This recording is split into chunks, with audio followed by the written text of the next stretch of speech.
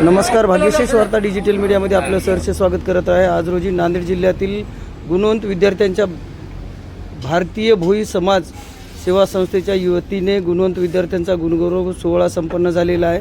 आपण जाणून घेऊया सविस्तर माहिती. अखिल भारतीय भोई समाज संस्थेच्या प्रदेशाध्यक्षा आज नांदेड येथे खूप छान एक गुणवंत विद्यार्थ्यांचा सत्कार झालेला आहे आणि आमच्या भोई समाजातल्या मुलांना चांगले 100 आणि समर्पण खूप मिळालेले आहेत. एवढंच बोलू. भारतीय भोई समाजाच्या वतीने गुणवंत विद्यार्थ्यांचा गौरव सोहळा या ठिकाणी आयोजित करण्यात आला होता. मी प्रथमतः समाजाला मनापासून खूप खूप शुभेच्छा देतो. असे कार्यक्रम आयोजित करणं म्हणजे विद्यार्थ्यांना बळ देणं, विद्यार्थ्यांच्या पाठीवरती आशीर्वादाची थाप ठेवणं आणि अशा कार्यक्रमाच्या माध्यमातून विद्यार्थ्यांना एक हिंमत या ठिकाणी देणं अतिशय महत्त्वाचं असतं. म्हणून आज समाजानं हा कार्यक्रम या ठिकाणी आयोजित केला, विद्यार्थ्यांचा गौरव केला.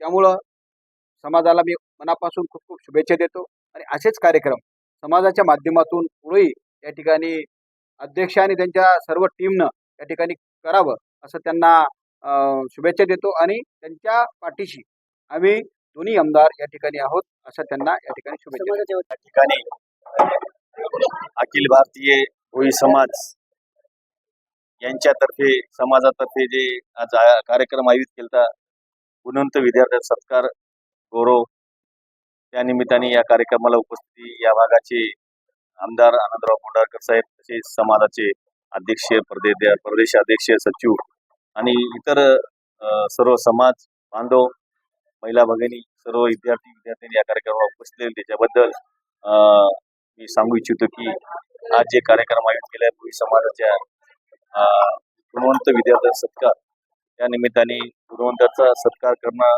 आवश्यक आहे.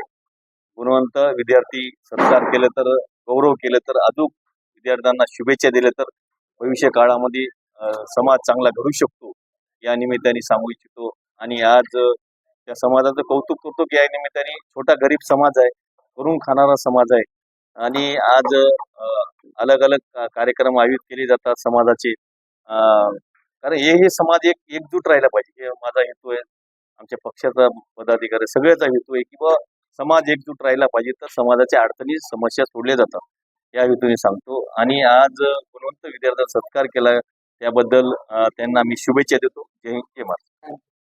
आज जो नांदेड शहरामध्ये नांदेड जिल्ह्याच्या वतीने जो हा आज गुणवंत विद्यार्थ्यांचा सत्कार घेण्यात आलेला आहे तो अतिशय उत्साहामध्ये, आनंदामध्ये आणि मुलांना जे आज मार्गदर्शन दिलेलं आहे, जे की बालाजी थोटे सर असतील, नागडा सर असतील, अतिशय मोलाचं मार्गदर्शन केलेलं आहे. आज जे गुणवंत विद्यार्थी आहेत यांनी भावी वाटचालीमध्ये किंवा भविष्यामध्ये काय केलं पाहिजे किंवा ते कशा प्रकारे घडले पाहिजे अशा पद्धतीचं जे नामांकित आहेत, जे शिक्षण तज्ज्ञ म्हणून आपण त्यांच्याकडे बघतो, अशांच्या माध्यमातून आपण त्यांना आज ज्ञान दिलेलं आहे की तुम्ही 10वी नंतर काय केलं पाहिजे, 12वी नंतर काय केलं पाहिजे, तुम्ही जीवनात सक्सेस कसे होणार आहात याविषयी आज अखिल भारतीय भोई समाज सेवा संस्थेच्या वतीने नांदेड जिल्हा संपूर्ण कार्यकारिणीच्या वतीने जो की हा गुणवंतांचा सत्कार पार पडलेला आहे.